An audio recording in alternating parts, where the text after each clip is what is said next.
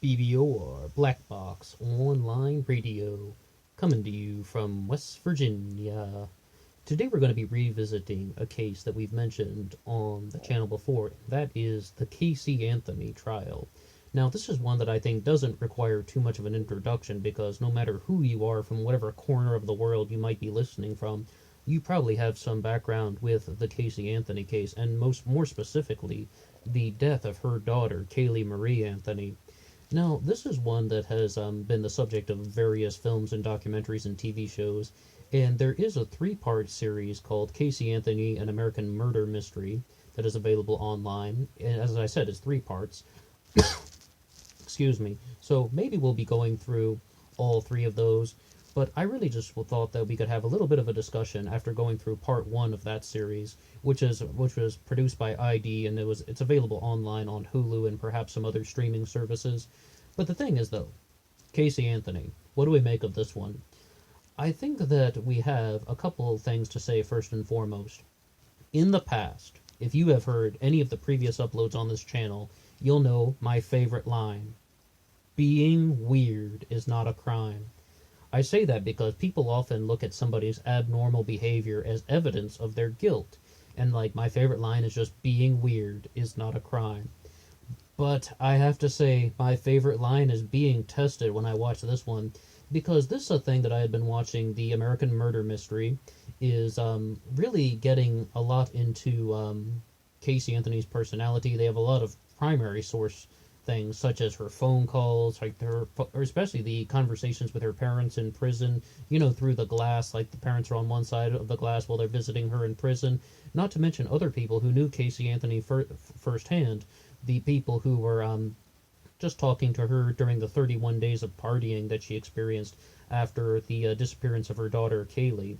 So it's like, you have a lot of different first-hand backgrounds, let alone the stuff from the investigators that were talking to her, interrogating her, and all of those things. And I just have to say, you really get this kind of window into the world that these people were living with, about just how nonchalant she was about the disappearance of her daughter, or Caylee, just saying things such as just, she's with Zanny the nanny, she's with someone named Zenaida Fernandez Gonzalez. She provides very specific descriptions of this person who took her daughter, saying that she's half black, half Puerto Rican, she's, black Hispanic, and she's saying she dropped her off at this apartment complex, this is where Zanny the nanny lives. And the police actually investigated, like, where is this little girl?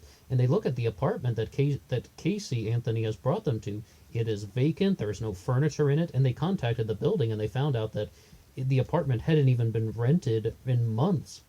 In short, that statement was blatantly false. We've done multiple uploads on the Caylee Anthony trial on this channel, and what we can say about it is that Caylee Anthony was a pathological liar. She was a problematic liar. She was an out-of-control liar. And I believe was it Cheney Mason, one of the attorneys, or maybe it was somebody else who made the statement that Caylee Anthony was the type of person that made up a fictitious character, and she told people, she told two friends that, oh yeah, so-and-so is going to come out of work and meet us, and they sat in a car and waited for 90 minutes, Caylee Anthony is knowing full well that there is nobody coming, that there's nobody who is going to be kind of meeting them, just like someone who would sit patiently for 90 minutes just to give herself a better lie. In short, she was a very detailed liar. But one of the things that we can talk about is, how much should you read into things like body language, personality, responses, and all of these things when somebody is on trial and you're looking at their guilt? So many people want to overly analyze body language and word choice and such. I'm not the biggest proponent of that. In fact, what I would kind of recommend to the contrary in this exact example, because once again, it is my favorite line, being weird is not a crime. And the reason why I say that is because it actually comes to us from the Amanda Knox case, when she was the one who said there's not exactly a manual on how to act in life, meaning a lot of people thought that she was exhibiting weird behavior after the murder of her roommate Meredith Kircher. But so I started saying the phrase, being weird is not a crime. What I think we can do with Caylee Anthony is something a little bit different. we can rather look about not just only that she is nonchalant and doesn't seem to care too much about where her daughter is located, but it's the way that she always tries to bring the situation back onto her, saying, I'm feeling bad. My life has been ruined. And she says this stuff, in the documentary An American Murder Mystery, Caylee Anthony, An American Murder Mystery. Once again, I've been watching it on Hulu. It's a 3-part series rather than just a traditional documentary. Each one's about 40 minutes. It's really great to have these primary sources and these primary pieces of information so you can actually see this is what Caylee Anthony was saying to her parents. You don't need anybody to interpret it. And then you have someone, you can just sort of see that she's trying to make it all about her. And people who are either the enablers of violence or they've done a violent act themselves, they often tend to do this. And one of the great examples of this is the case of Laddie McGee, about a woman who allowed her boyfriend to torture her son for 2 months. And we might do a larger upload about Laddie McGee on this channel.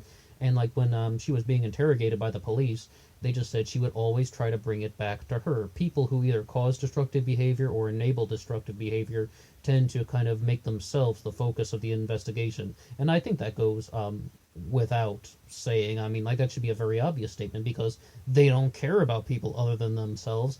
Hence why there's this case of neglect. Hence why there's this case of destructive behavior. And in this particular instance with Caylee Anthony, it was the death of Caylee Anthony.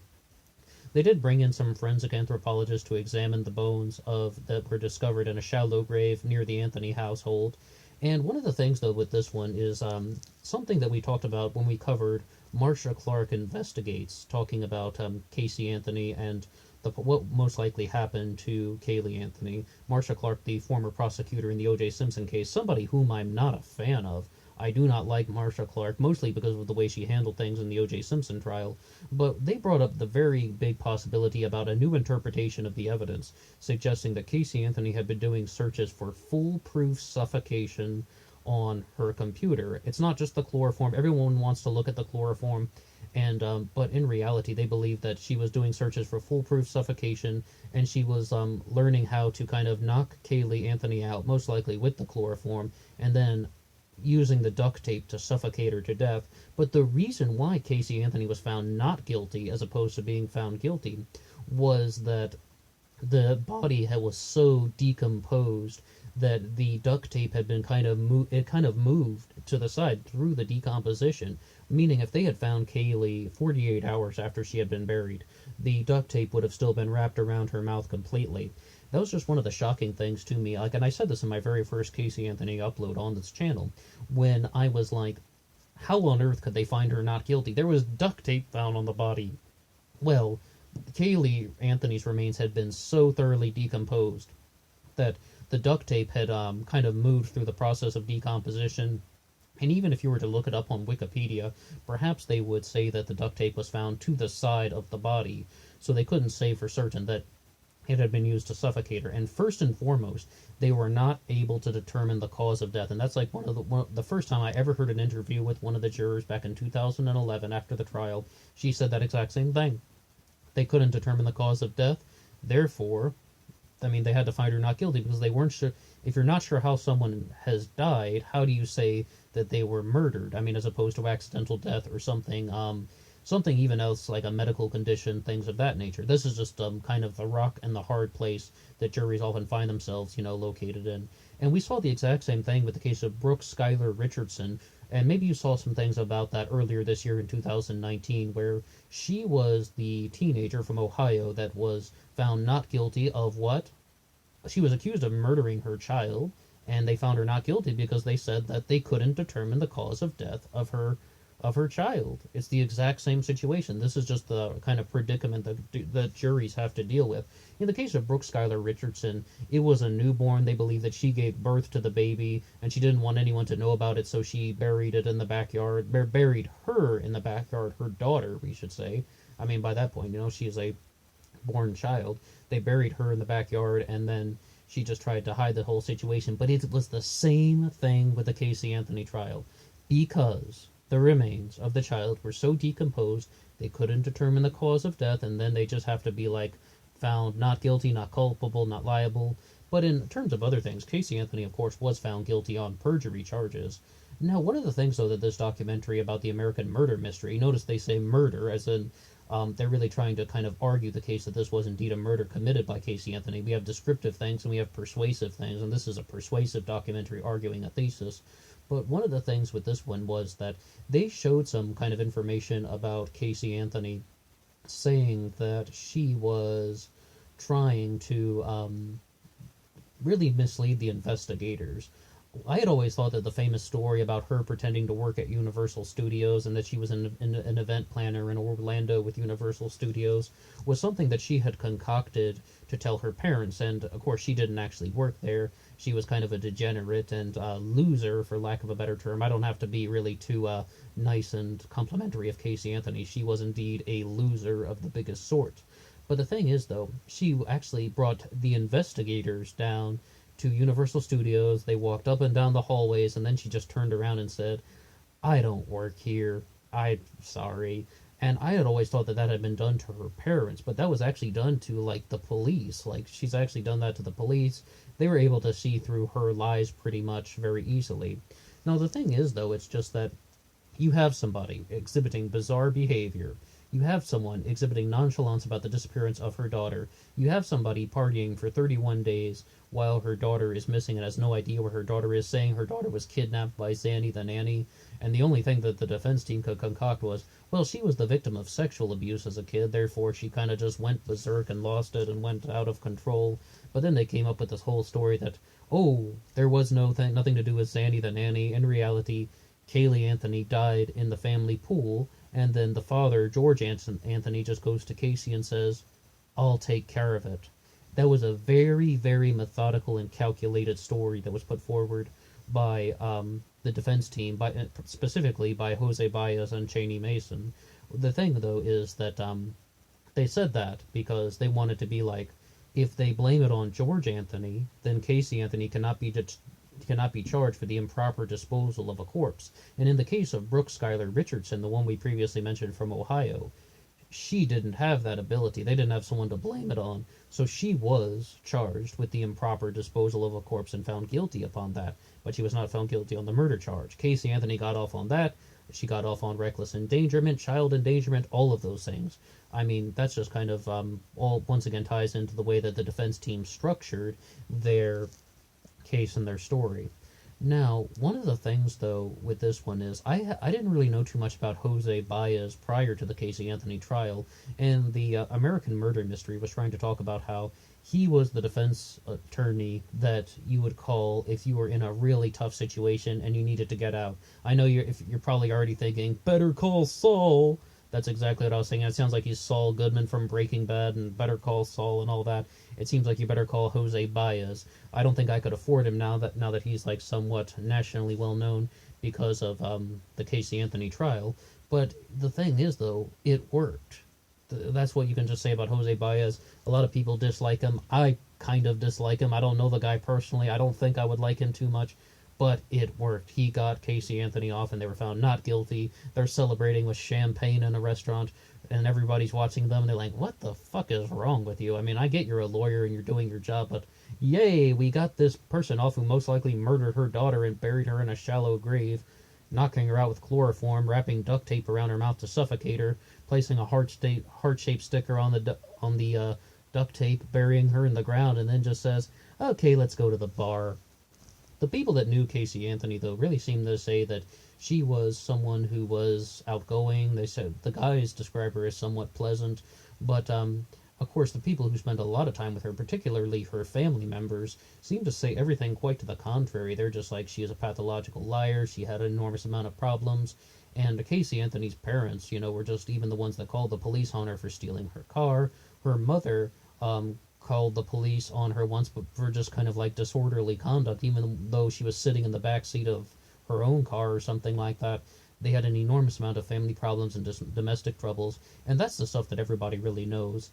I think, though, that the valuable stuff that they provided about the Caylee Anthony trial in the American Murder Mystery documentary, at least in part one, that is that Caylee Anthony really just seemed to be very much disconnected from the situation, and she didn't really want the focus to be on Caylee Anthony. I always do this. I always say Casey and Caylee at the wrong times. They have similar names. No, but she didn't want people thinking about Caylee Anthony. She wanted them to be thinking about her. She wanted to be the center point and the focus of all the attention. And I mean, that's what I think is really like. Let's look out for that in some other true crime things when we're watching those things like Dateline and 48 Hours and all of those programs. Look at the person to see if they're trying to focus on the loved one who was murdered, or are they trying to bring the focus onto themselves? Are they trying to become the showboat, or just are they trying to be the center of the universe? Because that definitely shows that they do not care about the person who is dead. They care about themselves. I want to look out for this more because I think I think that this particular documentary, anyway, that I had been watching, really was very good at highlighting that. But I still have to insist, though, my favorite line about being weird is not a crime, because just because someone is doing things that you wouldn't personally do, that doesn't necessarily mean that they are guilty of something. And Inspector Mark Raleigh, who was involved with the Madeleine McCann case, said something very similar to that. He's like, one of the things that people often try to do with true crime is they try to put themselves in the position of the perpetrator. It's like, what was the perpetrator doing and thinking when they committed this crime? And like, that's kind of the way we compose theories in true crime from time to time. And Inspector Raleigh says very much to the contrary, that you should not do that. It's like, what he says is that you don't necessarily know the state of mind that someone is going to be having when they are committing these crimes.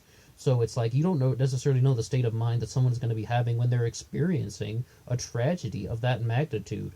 For the criminal aspects of it, it's just unraveling the thinking of a madman, which is somewhat impractical. And for someone who has lost their child, that's like a tragedy that not everyone has experienced 100%, and the people are going to be responding to it in different ways. So it's very difficult to put yourself into the mind of the person who is doing all of these actions. That's why I think it is somewhat more valuable for us to look at how Caylee Anthony is trying to attract people to her. And one of the other reasons why she would attract people to her is not only so she can be the center of the universe, it's also so she can manipulate them the way that she's manipulated her parents for a bazillion years.